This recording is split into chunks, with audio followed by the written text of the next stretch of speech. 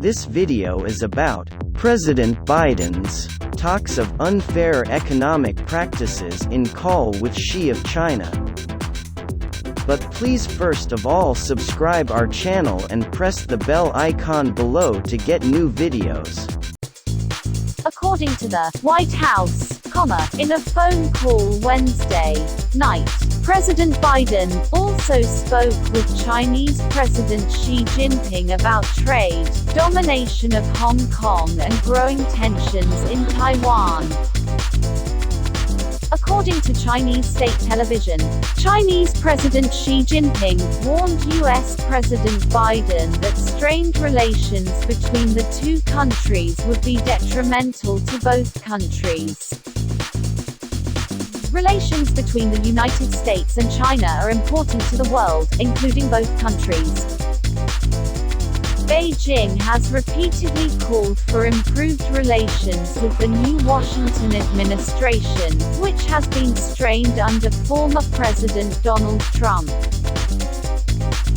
The contact between the two leaders took place just before the start of the Chinese Lunar New Year, which can be seen as a goodwill gesture. Following the telephone call, President Biden wrote in a tweet, "Today I spoke with Chinese President Xi Jinping and wished him a happy Chinese Lunar New Year. I also expressed concerns about China's economic and trade practices, human rights abuses, and China's growing pressure on Taiwan. I have informed China that the United States will only work with China if it benefits the American people."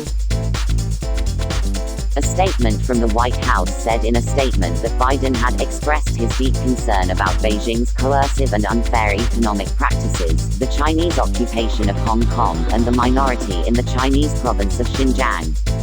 He expressed concern over human rights violations against Uyghur Muslims and increasing aggression in the region, including pressure on Taiwan. China has been accused by human rights groups of holding more than 1 million Uyghur Muslims without trial in so-called training camps in its Xinjiang province, and there is evidence that China, the Muslim minority, is taking forced labor from the Uyghur community and forcibly sterilizing these women.